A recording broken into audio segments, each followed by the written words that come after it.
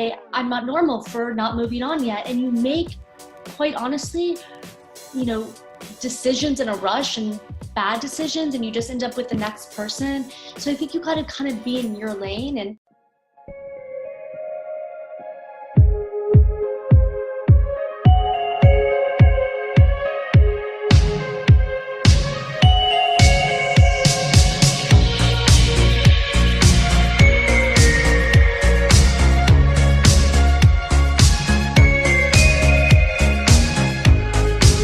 so Yeah. you normalize saying, hey, this is showing me what's important.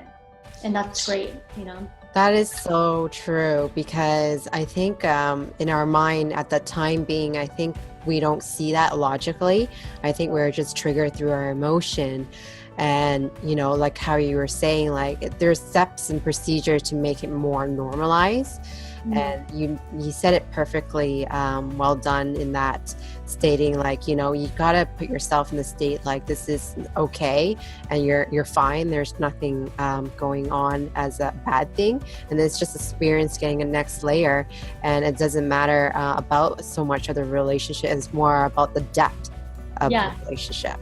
Exactly. And I think that it's kind of like, I think after a breakup, there needs to be a little bit of tunnel, what is it, like tunnel vision, it's Yes. like just focus on your lane and on yourself. Because what I hear a lot is, oh my God, he moved on already. Yeah.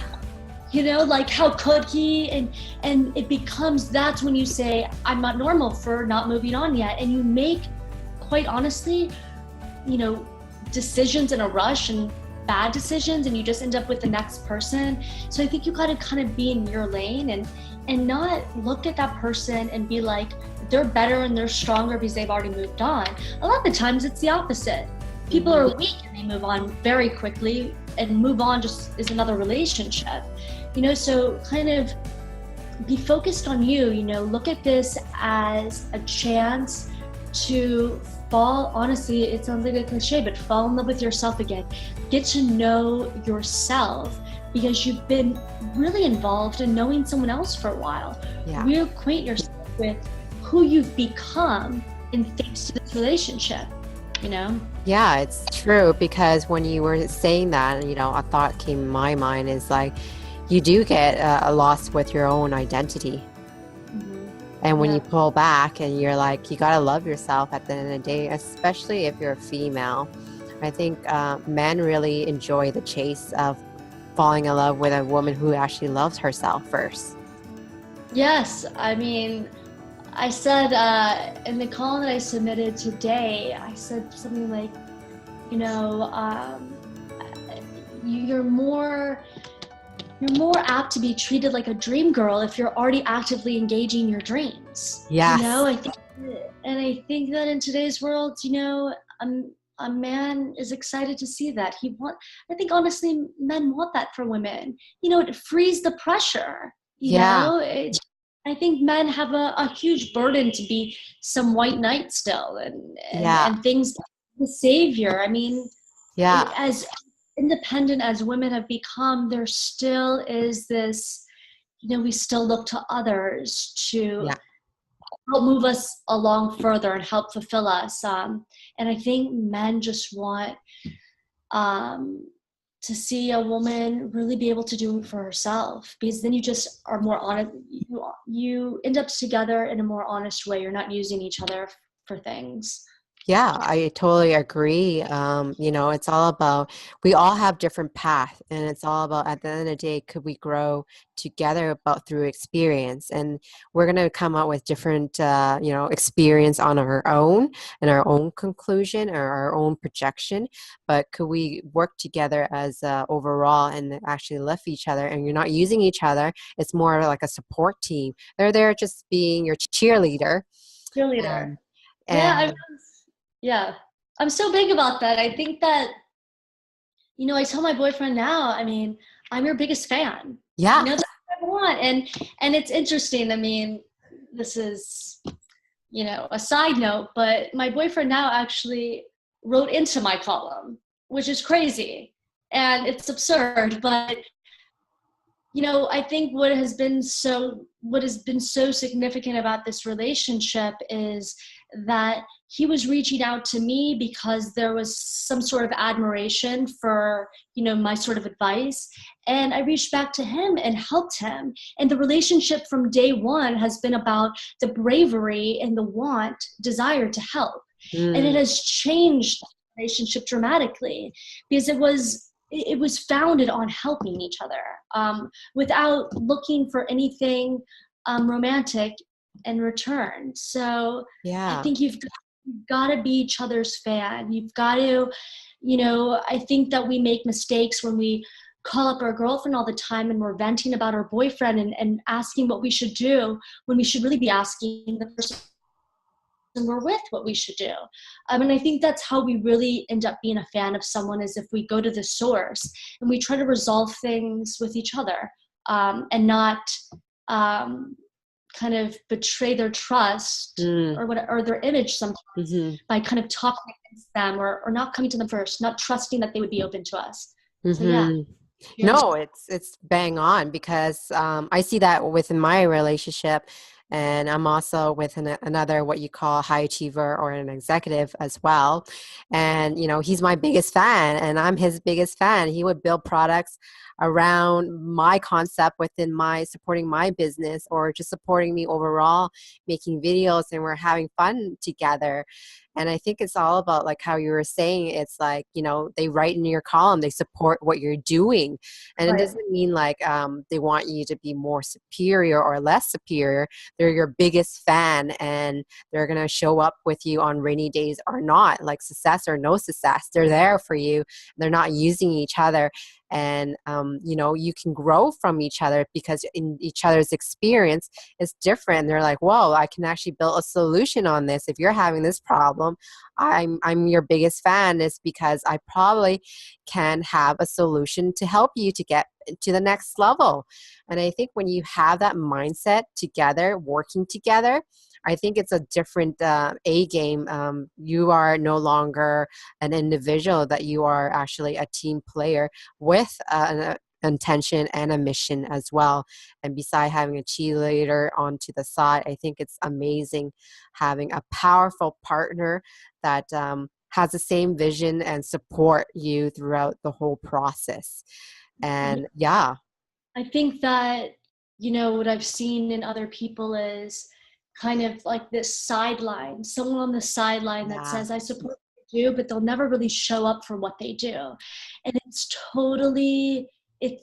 totally different dynamic than what you said about like someone that's with you. And there's something really exciting about someone that knows what you're doing and is excited about it and wants to maybe be involved a little bit.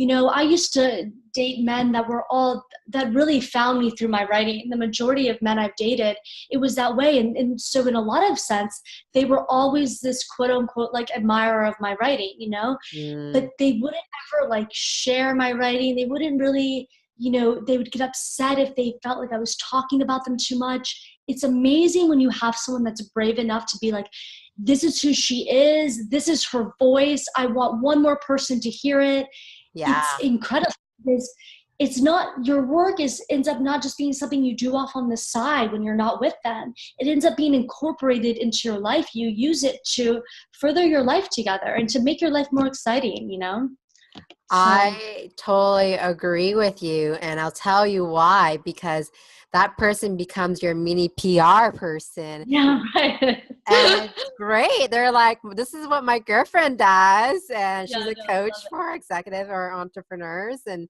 I think it's And so attractive to have a man that's like this is what like the woman I'm dating does. I think it's so attractive to have someone rooting for you like that, you yeah, know? it's totally true. And it's vice versa too, especially if you're a woman and you're bragging about your partner. I love the word bragging your partner, that they're so awesome Oh that yeah. you want them to be shown to other people. Like there's It's no more this hidden secret thing, how we were talking about before. It's all yeah. about let's make it like really shine here, because you are the path of my life, in the sense that we are together as a unit, it and as an individual that we can grow to the next level, and we want to, actually spread the positive in this universe or everywhere else that we can go, in every party, every environment. I think in today's world, you have to, there's almost like a responsibility to be a couple that shows that, things are exciting, that there's a reason to put yourself out there. I mean, so many people focus on all their fears and all the negative stories about what could happen to them, that if things are going well, I think that you should be showing, that you should be encouraging people that it's worth going for. And I think in terms of hiding, with social media and stuff, I see that there's always kind of this question of like, we haven't become Facebook official, even though we've been together for a year, or, he doesn't really like pictures of us together. That's just who he is. But there's a sadness I see so much. Trying to convince yourself that that's okay. And listen, if you want to be with someone that you feel like you could like be and love out loud about, find someone that's like, that is willing to do that with you too, because you said that it's really not that obnoxious to be bragging about your partner. I think it's exciting. I think that when you find someone that you're really proud to be with, it doesn't happen all the time. So don't be quiet about that. Be proud. It's totally true. We want to, there's another thing that it came up to me as well. How do you get closer, or closure, more like it, when your ex has a no-show? I think ultimately, I think that the great myth or fantasy is that closure comes with sitting in front of someone and saying, why did you do this to me? Or can we speak through it? There's this idea that you need the other person there to get closure. And the reality is, I don't think you do. So whether he shows up or not, it's not, it doesn't factor into it that much. To get closure, I think it becomes about not focusing on why they did things, why it didn't work out, just to stop trying to come up with the answer to their whys and start trying to figure out your own whys. Why were you with this person? Why do you think they were in your life? Why do you think they left at this time? All of those, that's how you get closure. You end up putting the period on your own kind of sentences. You put the period on the relationship story. You write your own reason to it. You don't need someone else's reason for it. Closure is about when you want to move on from it, how you determine why you had it, but you get it from inquiring within, really. That's the biggest thing. I think that's really well said, because people always have a aching feeling that I need closure. Why did our relationship end, right? Why couldn't he give me feedback before to prevent this from happening? And I think there's one big important factor that I have noticed. Breakup doesn't happen overnight. It actually happens over a period of time, a buildup, right? Just like bankruptcy. Bankruptcy doesn't happen overnight, right? It happens over a period of time. That we made wrong decisions, or things that we weren't tuned in or acknowledge our partner's boundary when they say, I'm not ready to do this, or you kind of kept crossing it over more than twice or three times. And they didn't honor that. And I think that's just creating resentment. We can talk about that even further. And we've been talking about that, how resentment actually is one big factor, when the biggest power is saying no to the first thing that, if you didn't agree upon it, why agree upon it? Why do you want to become the secret wife and waste all that time and or the secret man, husband as well, right? So I think that, I get the question a lot, like how was I able to deal with the grief after my last breakup? And I said, that, like you said, breakups happen over time. And I look back and I was like, I was grieving while I was in the relationship.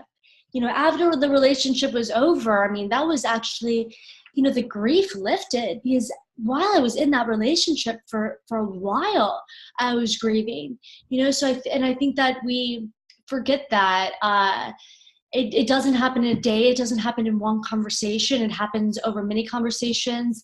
And, in terms of the closure, I guess the last thing I can say is that I think a lot of people, they say they want closure from someone. And what I write about in one of my columns about closure is that what they're really looking for is an opening. I see that all the time. You're not looking for closure. You want to get one more conversation in, and they want to be more honesty with yourself. I think restore yourself is to be honest. Again, there's got to be more honesty with yourself. I think even if you're looking for that opening, to really know why you're going into something, Yeah, it's true. Because at the end of the day, it's like, they go into like, oh, well, if they're not gonna talk to me about it, well, why don't I just show up to work or show up to their work or send a million text message and demanding for an answer. And is there a healthy way of like doing this? Because, we get into the tunnel vision, the obsessive, the emotion where it's like, I need this now or I'm going to die. Right. Well, one thing I'll say is that like the biggest difference I see with men that come to me, and these are generalizations, but overall the men that come to me are versus the women want to figure out why things happened, the story, and men want to figure out how to break up, how to tell them nicely, how to respond to all the questions when they just don't want to answer the question, but really how to do it nicely. And it's the how. So I think that how do you deal with moving on and this obsessive nature with all these questions? One big thing just off the bat I will say is that if you haven't been able to get a response from someone over text message, don't do another text message, pick up the phone, change the form, change the medium. So you don't look like a total crazy lunatic when they go on their phone and they have 50 text messages or 50 calls. At least they'll have 3 text messages and 1 missed call. It looks a little bit more balanced, I'd say. Yeah. So I would maybe try a different method. But overall, I think that I do see that writing helps people to put in a letter, to not really ask that many questions. I mean, it's really about, I think, just say what you need to say. But I think ultimately, if you can do it, the biggest thing you can do for yourself is either on the phone or in person, because I think your voice, it answers a lot of the questions, whereas you can read something and go over the line and interpret what the tone would be. And depending on the day that you read it and the day you read it again, you'll feel differently about it. Your mood informs so much of it. Whereas if you can really hear someone's voice, you'll really know where they're at. Mm-hmm. And I think that in order to really work with someone, the best thing you can do is have a conversation where they have to respond right after. And there isn't. A lot of people want all this time to think things over. I'm more of someone that feels like that's so selfish. And I think that part of it is being able to show up for someone if they do want to have a conversation and be willing to sit in the discomfort of whatever they may say, and just don't make it into an argument.